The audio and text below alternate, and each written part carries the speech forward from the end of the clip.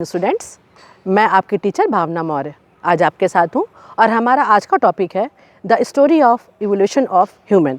तो बच्चों, मैं आपको आज बताऊंगी कि मानव एक कपी मानव के रूप में जो पहले धरती पर अवतरित हुआ था और उसके बाद वो मानव रूप में किस तरीके से रूपांतरित हुआ। तो उसके कई स्टेज हमारे सामने हैं और मैं इस समय लखनऊ के आंचलिक विज्ञान केंद्र में हूँ और मैं आपको बताती हूँ कि सबसे पहले जो मानव का रूप था उसको नाम दिया गया है एस्ट्रोलोपिथेकस, यानी कि ये कपी मानव थे और इनका जबड़ा देखिए कुछ बाहर की तरफ निकला हुआ था और इनका मस्तिष्क छोटा था।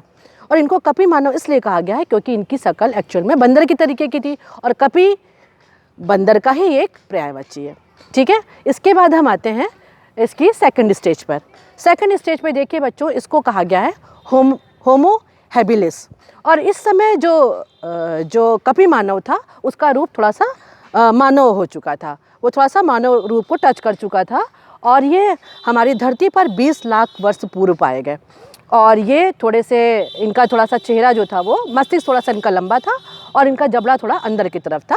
और आप देख लीजिए कि कपी मानव के देखते हुए इनका रूप थोड़ा ज़्यादा मानव के जैसा हो रहा है। उसके बाद बच्चों हम आते हैं, देखिए ये मानव के क्रमगत विकास में हमारा ये तीसरा स्टेज है। और इस तीसरे स्टेज में आप देखिए कि मानव ज़्यादातर जो कपी मानव है वो मानव का रूप ले चुका है। और इस युग में जिस युग में ये होमो इरेक्ट्स थे, उस युग में आकर के मानव जो था वो औजारों का इस्तेमाल करना सीख गया था और यहाँ पर उसने अग्नि का ज्ञान भी प्राप्त कर लिया था। और अब वो मांस को काटकर, औजारों से काटकर और भूनकर खाने लगा था। तो यहाँ पर हमारा विकास जो है वो बहुत ज़्यादा हो चुका है। और उसके बाद हम आते हैं चौथी स्टेज पर। इसको चौथी स्टेज को कहा गया है, ये मानव जो था वो निएंडरथल मानव था। और यहाँ पर आ करके मानव ने वस्त्र पहनना भी शुरू कर दिया था, जबकि इसके पहले मानव को वस्त्रों का ज्ञान नहीं था। अब उसको ये पता चल गया था कि उसको अपने शरीर के अंगों को ढकना है, तो यहाँ पर उसको वस्त्र का ज्ञान भी हो गया था। और वस्त्रों के लिए उसने पशुओं की खाल और पत्तियों आदि का इस्तेमाल करना शुरू कर दिया था। और बच्चों, ऐसा भी कहा जाता है कि इस युग का मानव जो है वो जो मृतक थे उनको दफन करने का ज्ञान भी उसको प्राप्त हो गया था।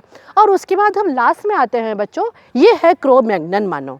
तो क्रो मैग्नन मानव ये वास्तव में हमारे पूर्वज कहे जाते हैं। आप देखिए ये पूरा जो इनका जो शरीर है, जो इनका फेस का जो बनावट है, उसमें बिल्कुल जैसे एक मानव की जो इमेज होती है वो बिल्कुल वैसे ही चेहरा ले चुका है। मस्तिष्क देखिए बढ़ा हुआ है और ये जबड़ा बिल्कुल पीछे को हो चुका है और ये बिल्कुल अब मानव की आकृति ले चुका है। तो इस समय क्या हुआ कि बच्चों, अग्नि ज्ञान और वस्त्र का ज्ञान होने के बाद मानव अब चित्रकारी करना और अच्छे औजार बनाना सीख गया था। तो बच्चों, अब हमारा आज का टॉपिक यहीं ख़त्म होता है। अगले किसी टॉपिक के साथ आपसे फिर मुलाकात होगी। तब तक के लिए गुड डे।